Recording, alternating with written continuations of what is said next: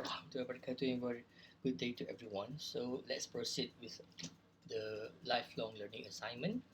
So basically, I will explain to you a little bit about review article first in this slide. So what is the purpose of a review article? As you may wonder, right? Because maybe in a simpler term, it should be something that you learned in school last time. Do you still remember rumusan? Okay, that is something like that. But rumusan, I think, is a little bit technical, right?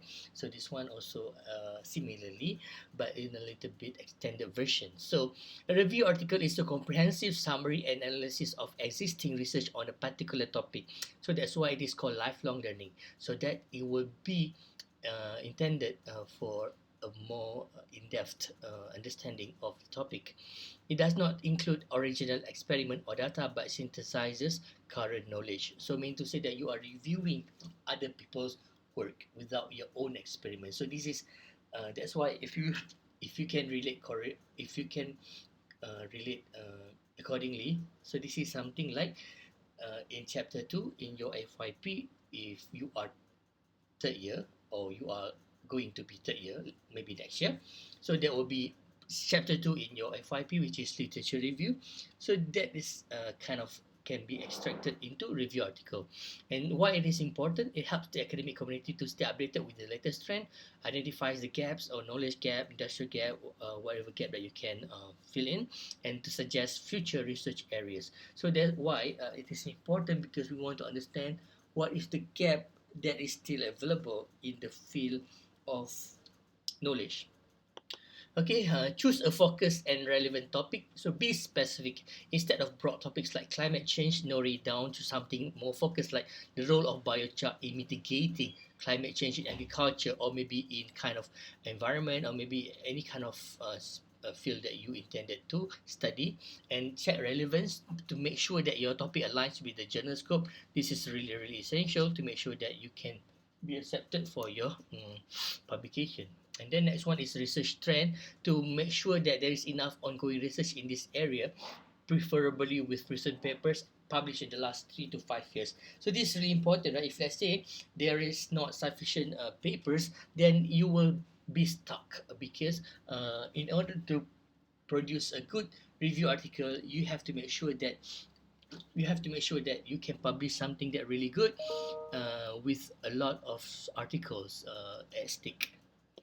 Okay, conduct a comprehensive literature search. So, of course, the first thing first is to use a reliable sources such as Scopus, Google Scholar, Web of Science, and Science Direct. I believe that you are familiar with Scopus and Google Scholar, as have been taught by your supervisors or some people that you might know, or maybe through any platform, right? And next one is to use search operators. Learn how to use Boolean operators like and, or, and not to combine keywords and refine your search. And usually, like for my way, I will just type the title or maybe the proposed title, and then I put plus PDF.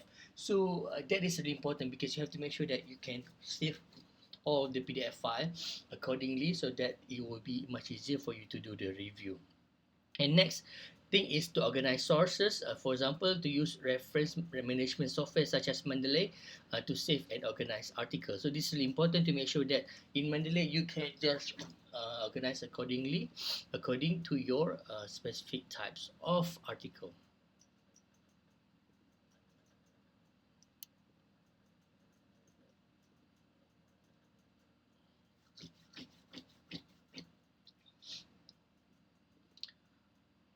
Sorry. Maybe I think let's go to Mendeley. Do I have Mendeley here? I think so. Okay, here. So this is my Mendeley. So this is the Mendeley that you can install. I believe it's for free. Sorry for the pop-ups. Okay, like for my case, right? I study about animal feed. I study about BSF. So these are the analysis. So I divide it accordingly, according to the specific uh, types of analysis, for example, or specific types of product, like this one. So this is all about animal feed. Everything's about animal feed, all of it. And this is all about color, and so this is all about drying, so this is all about fat content. So it will make things easy for you to refer. Okay, So that is the purpose of having organizing your sources accordingly. Okay, next is to make sure that to evaluate and organize your sources. So of course you have to evaluate the quality, because not every resources that you have are of good quality, and make sure that something that's reliable, and yeah, try to avoid Scopus lower than Scopus journal lah. It doesn't mean that lower data is not good, but that is usually meant by academic will. I'm sorry to say about that. Okay, next one is to categorize the studies, to group the studies into teams or categories, like I mentioned just now. So you can do the folder according to the folder. And next one is to create matrices and tables. If you are, yeah, I think this is also good practice, so that it will be much easier for you to look at things. Okay, create a structured online. What are those? So we begin with the title, make it concise, accurate, and keyword rich. So this is really important to make sure that the article can be published.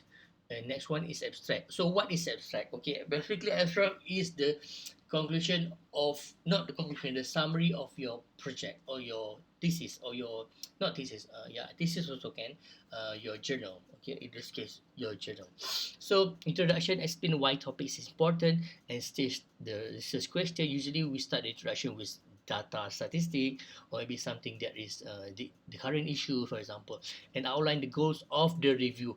We follows by body, organize the body thematically and chronologically, depending on your review's focus. So we have to make sure you have to define your focus first, include section based on different methods or trends or outcomes in the literature. So this is also can be similar to your source organization. Okay, next one is to discuss, identify any research gap, contradiction in the findings, and areas for critical for future studies. And last but not least is to summarize the main findings and to propose potential direction for further research. So write the article clearly and objectively. So be objective. The review should not be biased or persuasive. So you have to be balanced. So you have to report what the studies say without your own personal opinions. So this is really important. This is really different than newspaper article, because usually newspaper article requires for you to have your personal opinion, but this one is very objective. And use passive voice. So usually it was found by then, because it was found by other people, right? Not found by you for your study. And explain terms. So if you use technical jargons or abbreviation, maybe for a short, for example, AES camera, you know, right? AES camera. So what are the short term? So you have to define them first when you first introduce the term. It's either the technical jargon or maybe the abbreviations usually.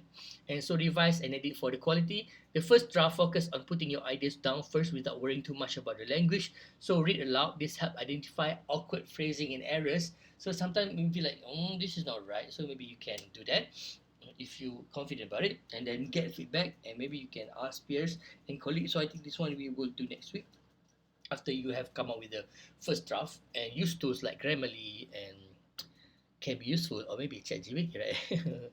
Of course. So make sure that go to the journal's website and download the author's instruction, follow them to the letter. And citation style have there's specific types of citation style that you have to follow, and to make sure that you follow the format like font, spacing, margins, and section heading as required by the journals. So that's all. So we move on for our next uh, assignment, which is